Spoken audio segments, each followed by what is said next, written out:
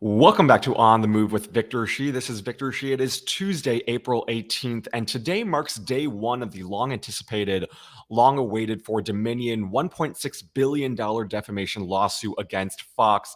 There was a slight delay, and rumors were that Dominion may have considered a settlement with Fox, but the good news is that is off the table. Jury selection is well underway, and the trial will proceed as originally planned.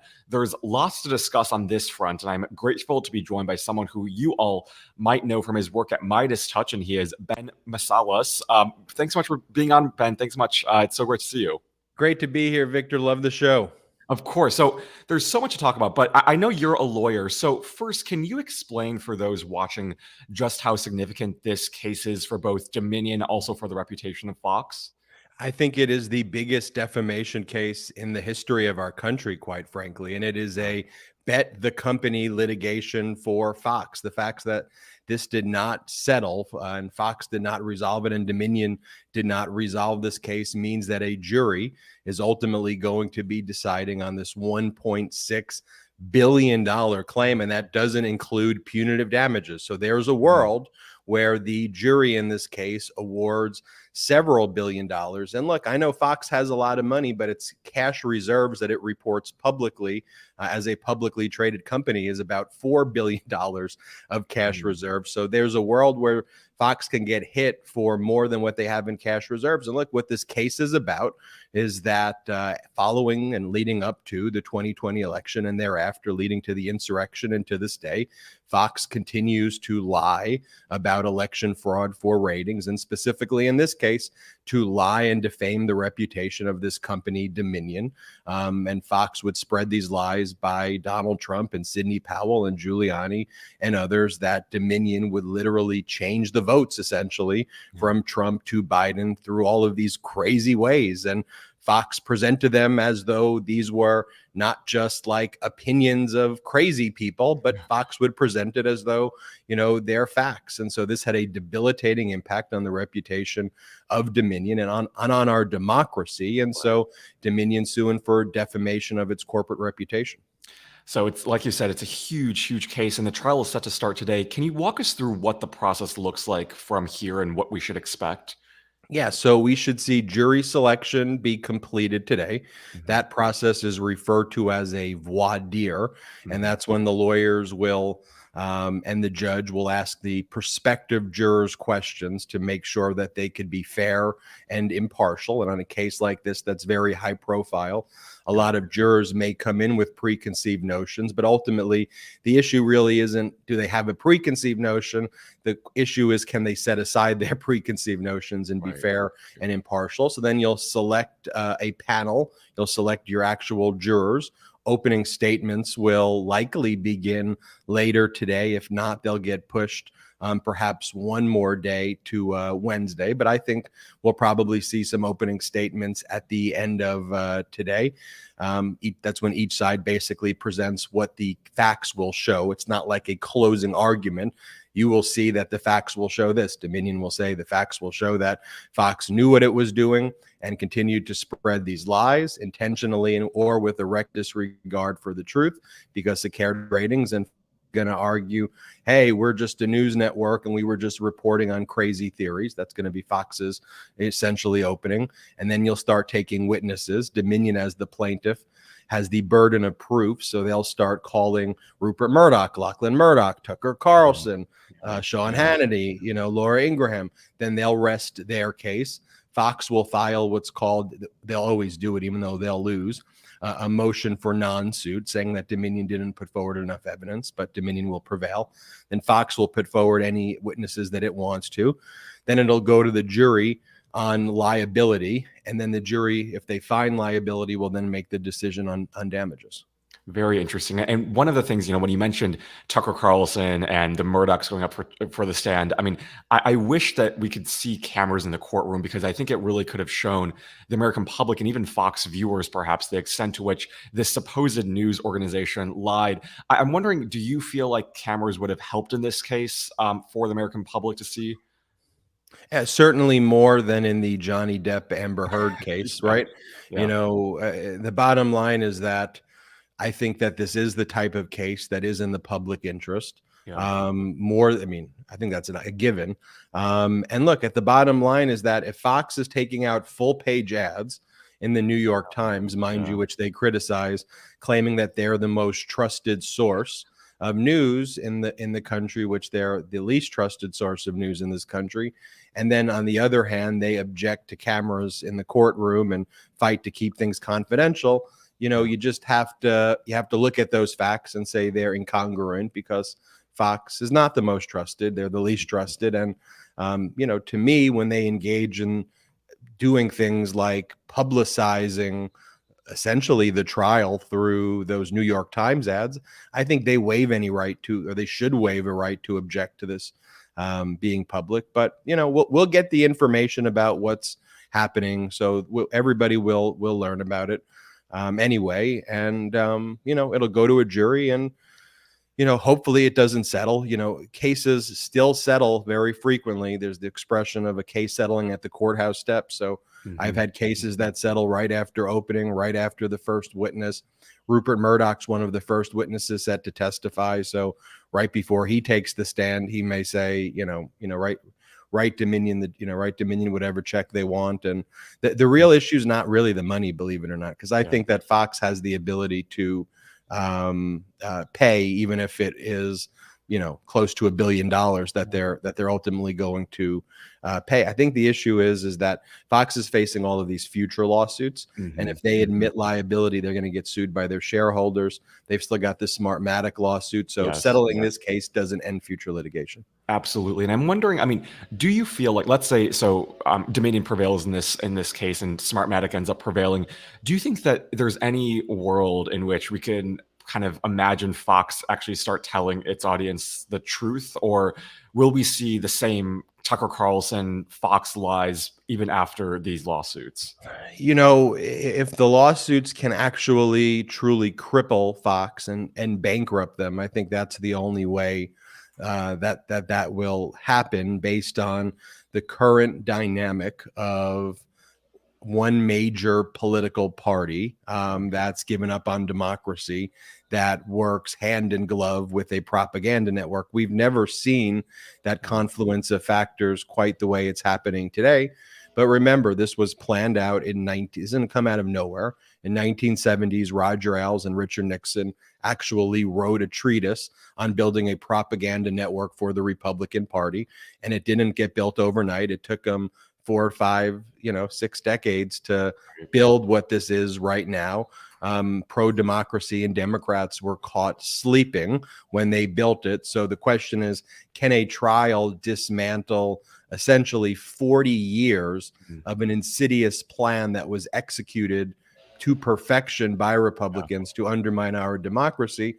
And my thought is, it's not going to be one event like Dominion. What it's going to be is, Gen Z and Gen Alpha and future generations, and focused on now building actual infrastructure to combat that. And that's what we've been focused at the MeidasTouch network, is saying to ourselves, look, there's not going to be one person or one thing or one event that's going to change everything. It's the hard work behind the scenes, the infrastructure. So that's why we're building this pro-democracy media company to combat what we see as the fascist media companies, and then the both sides media that doesn't adequately combat the fascism.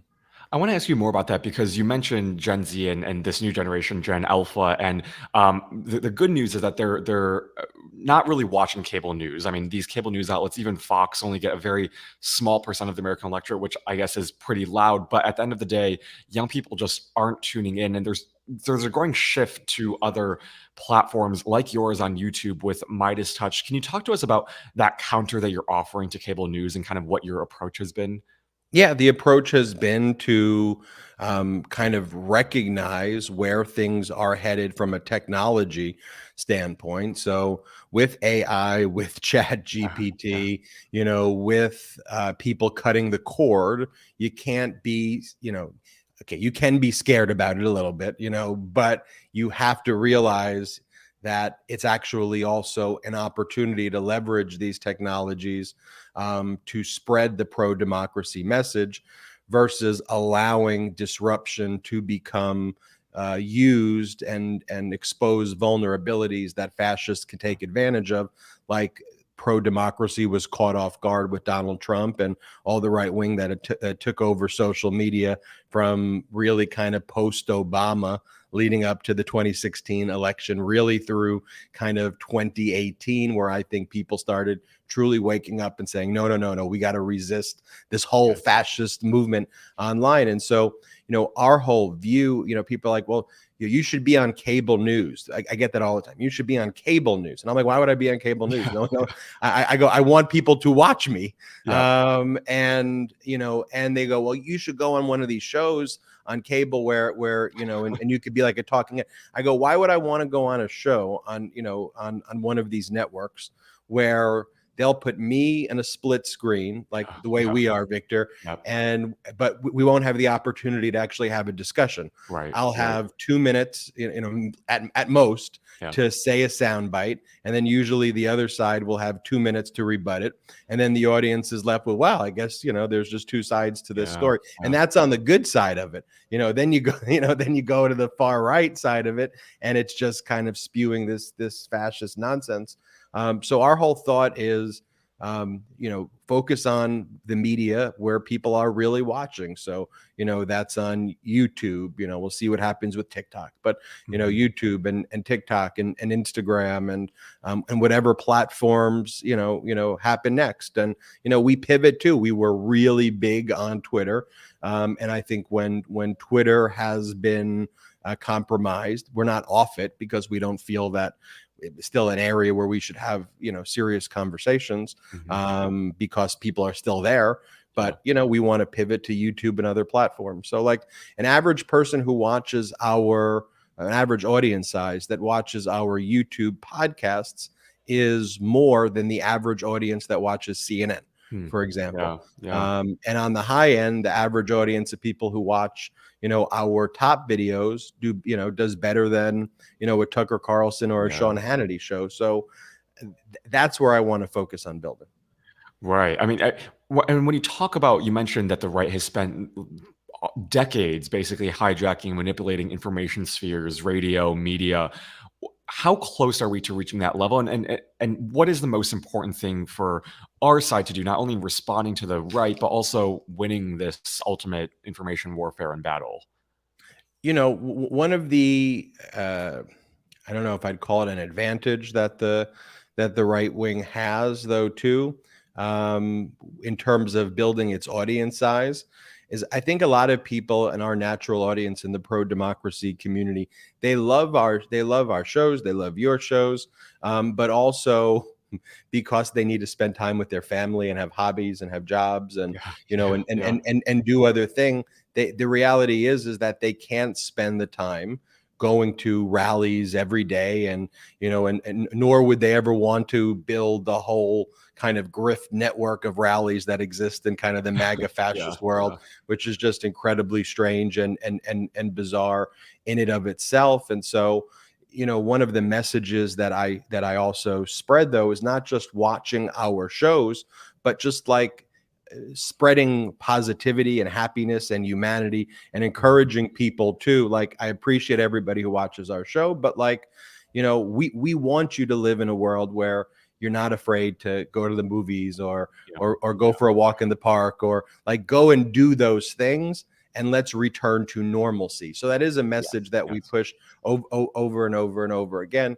But I think that it'll probably take another decade or so, and if we continue to build the way we're building, to really and truly surpass.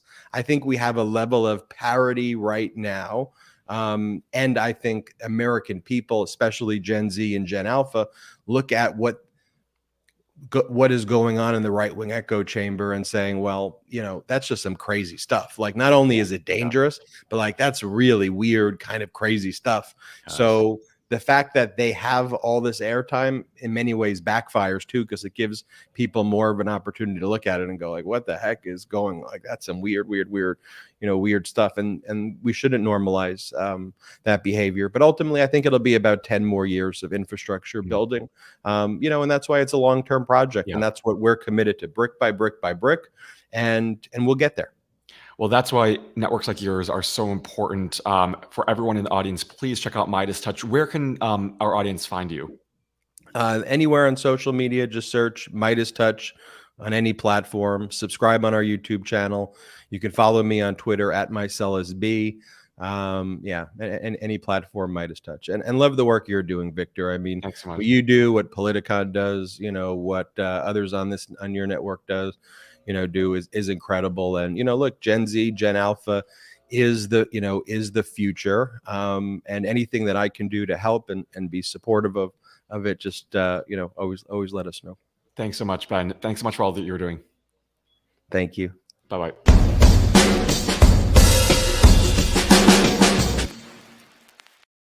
Well, Ben and the entire MeidasTouch network, as I'm sure all of you know, does really important and phenomenal work, especially just like you said, when the right has basically overtaken these information ecosystems. But we are slowly doing the work, networks like ours, networks like theirs, MeidasTouch. It's really becoming, I think the Democrats are doing a great job responding to that. And we're not quite there yet, but it's just like he said, brick by brick, we're going to get there. And it's going to take all of us to do the work necessary to make sure that this happens and that that other side doesn't win. So just like I said at the introduction, today is the very long awaited for Dominion lawsuit, a defamation lawsuit trial. The 12 jurors have been seated. Now they're trying to find alternate jurors. I mean, this is really just kind of surreal to experience. And I hope that every single person out there really pays attention to this. This case is so much more than just about this lawsuit. It's about democracy. It's about the truth. It's about facts. It's about going to a time when you don't have supposed news organizations actually lying to its audiences knowingly and intentionally. I mean, you have Fox News last week. Alex Wagner had this clip that showed Fox literally knew that Dominion machines didn't have any problems with them, but they still told their audience that Dominion machines had problems with them. You knew that Tucker Carlson, Sean Hannity, Laura Ingraham knew that the election wasn't stolen, yet they still kept telling their audience that the election was stolen. I mean, it just time and time again, you have people who knowingly lied about the 2020 election and therefore sowed chaos, reaped division, just really kind of undermined the actual process and function of democracy. And so this trial, I think, is going to be very important for every person who tuned into that Johnny Depp Amber Heard trial. You should all tune into this, and even more people should tune into this, because it's going to be, I think, a very, very interesting and revelatory process. And we'll all be paying attention to it because it's going to be, I think, pretty significant. A couple of other things before I let you go. First is the attempted murder of Ralph Yarl. Thank goodness, has been charged with 2 counts yesterday. One is the first-degree assault and armed criminal action. And the county prosecutor also said there was a racial element involved in that murder, too. For those of you who don't know, Ralph Yarl was just 16 years old. He basically rang the wrong doorbell, and he unfortunately got shot in the head not once but twice. And he was on critical life support for about a day and is now thankfully at home with his family and is doing better. But something that also caught my attention was there was another person who faced the same situation where she went into the wrong driveway, someone shot her, and it's just this concerning thing in our country about what do we do when we see a stranger, and this perpetuation of guns, this availability of guns, this feeling that you can just shoot whoever you deem as a threat. I mean, that's a big problem with our country, and I fear this is more than, I mean, this is a pretty deep cultural issue, and I don't know what the way forward is. I think guns are certainly a big factor in this. I think we have to make sure that guns don't fall into the right hands. At the end of the day, you don't see this happening in any other country. Guns, I think, are a big factor in this, but it's just concerning to see Ralph Yarl, and you had another person yesterday who faced a similar situation. We have to go back to a time when we just kind of view people as humans. I mean, humanity still should be able to prevail. We shouldn't view people as threats merely for doing the wrong thing. But unfortunately, I think too many people do. And it's up to us to kind of go back to a time when there's empathy and compassion and you don't view people as a threat. And, I could never imagine anyone in my life doing that, myself doing that, but I think there's a growing number of people who are doing that now, and it's frightening. And we just have to return to a time when we can all just kind of return to just basic decency and humanity. And hopefully we can return to that. But if you want to help out with Ralph Yarl, please, there's a GoFundMe page. I know that's the biggest thing that can be of help to that family who needs resources and support. So go and check out that GoFundMe, which will cover medical, college, family expenses. No family should have to go through this at all.